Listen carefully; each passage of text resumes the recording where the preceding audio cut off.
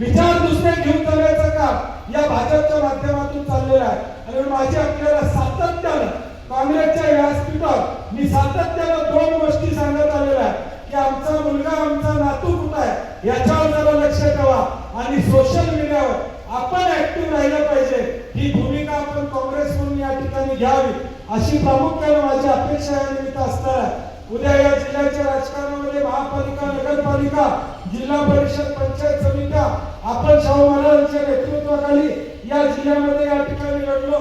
आता गोकुळचं रणांगण या ठिकाणी चालू आहे. स्वर्गीय आनंदराव पाटील जोळेकर साहेबांनी या गोकुळला खऱ्या अर्थानं या देश पातळीवर घेऊन जाण्याचं काम त्या ठिकाणी केलं. नंतरच्या काळामध्ये अरुण नरके साहेबांनी त्याला दिशा देण्याचं काम केलं. हा गोकुळ हा दुधाचा भांडार यात मीठ पडता कामा नये ही माझ्यासारख्या कार्यकर्त्याची भूमिका या ठिकाणी आहे. ज्यावेळी गोकुळची निवडणूक लढवली त्यावेळी किमान 2 रुपये दर जास्त देण्याची भूमिका स्वीकारली होती. तब्बल 12-14 रुपये जास्त दर देण्याचं काम आम्ही या ठिकाणी आज माहिती म्हणून त्या गोकुळच्या निवडणुकीमध्ये लढतायत.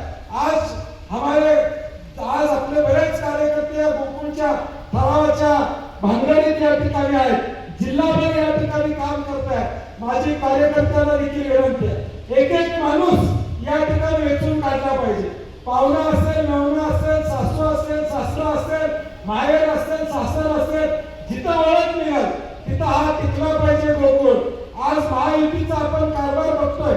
गेले 2 महिने या जिल्ह्यामध्ये गोकुळला बदनाम करण्याचं काम तुमचं या ठिकाणी चालू. तुमच्यातल्या भांडणातनं गोकुळचा ब्रँड बदनाम करण्याचं काम या ठिकाणी चालू आहे. 2 महिने तुम्ही वाद कशाला घातला? काल गळ्यात जवळ घालायचा होता तर 2 महिने वाद कशाला घातला?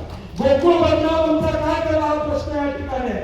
आणि 5.5 लाख शेतकऱ्यांचा प्रश्न या ठिकाणी अवलंबून आहे. दर 10 दिवसाला 80 कोटी रुपये शेतकऱ्यांच्या खात्यावर देण्याची व्यवस्था या गोकुळच्या माध्यमातून या ठिकाणी होते. आणि म्हणून उद्याच्या काळात देखील गोकुळ टिकला पाहिजे यासाठी म्हणून ही लढाई आपल्याला लढावी लागेल.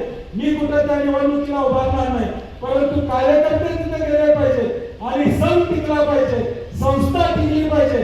कारण की 5.5 लाख शेतकरी त्याच्यावर या ठिकाणी अवलंबून आहेत. आणि ती तयारी आपल्याला उद्या 2-3 महिन्यामध्ये या ठिकाणी करावी लागेल. मला काही विश्रांती मिळत नाही. मी म्हणलं आता महापालिका संपली, 2-4 महिने जरा आराम करूया. आराम मला लिहिलंच नाही, देवानं सांगितलंच वरनं तू गप बसायचंच नाही.